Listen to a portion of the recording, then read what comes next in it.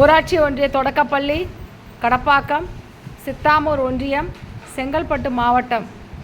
காமராஜரை பற்றி ஒரு சிறிய பாடல்.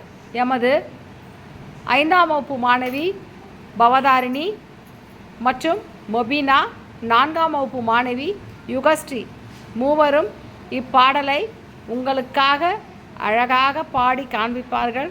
காணொளி இதோ.